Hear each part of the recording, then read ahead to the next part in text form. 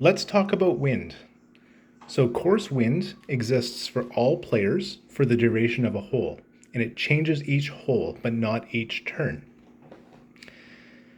Once the first person on the tee pad commits to their throw, you're going to roll for course wind.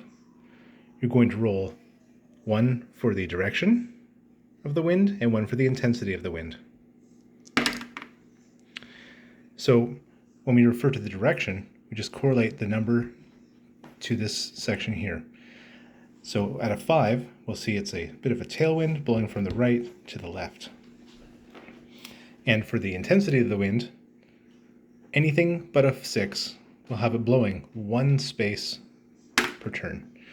So because that wasn't a 6, we're going to have it blow one space per turn at the direction of 5.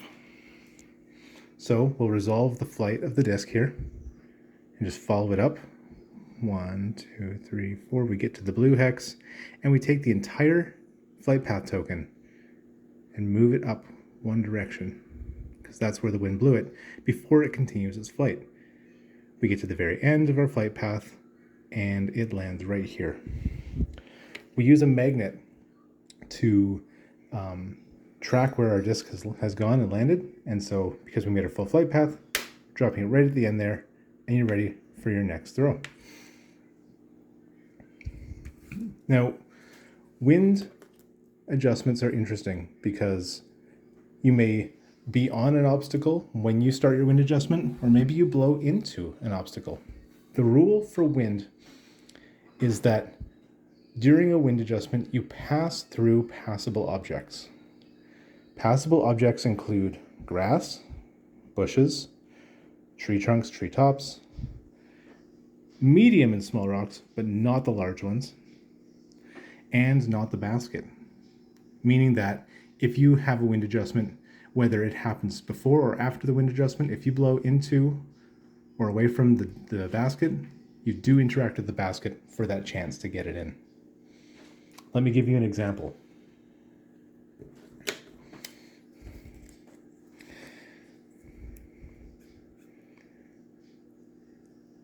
So if we haven't covered this in other videos, the third and second to last spaces of your flight are low enough that they could hit tree trunks.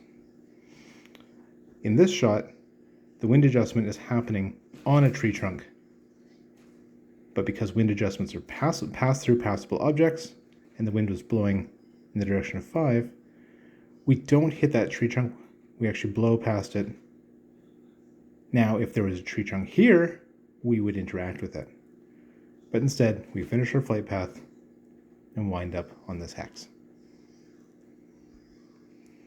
So, a better example, let's say we were throwing like this.